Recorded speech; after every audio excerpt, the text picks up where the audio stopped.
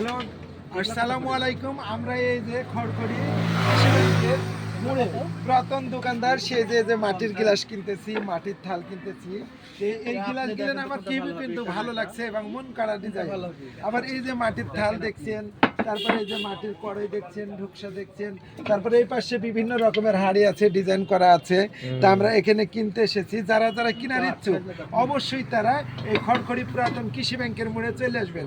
এই যে বাহারি রকমের এই যে ডিজাইন করে রাখছে, আমার কিন্তু খুব ভালো লাগছে। এই যে মাটির এই যে তালের মতো এটা ব্যাং, তারপরে এই জায়গায়, তারপর খড়খড়ি মন্দিরের কাছে এই দোকানটা অবশিষ্ট বাইপাস রোড কৃষি ব্যাংকের পুরাতন মোড়। আমার বলছে এই যে বেলুন আছে, এই যে মাটির ঢোকসা আছে। তো এই গিলাসটা আর এই থালটা আমার খুবই মজা লাগছে। এই যে দোকানের সুন্দর সুন্দর ডিজাইনের হাড়ি পাতিল ধরে রাখছে। তারপর এ পাশে আছে সুন্দর সুন্দর বাহারি ডিজাইনের ওই যে মাটির জগ আছে ওই পাশে। যারা কেনার ইচ্ছুক অবশ্যই আসবেন। আর এই দিদি ভাইয়ের দোকানের নাম কি? পাল রকমারি স্টোর। এই দোকানে আসবেন অবশ্যই, সুন্দর সুন্দর আপনারা ডিজাইনের গ্লাস থাল অবশ্যই কিনতে পারবেন।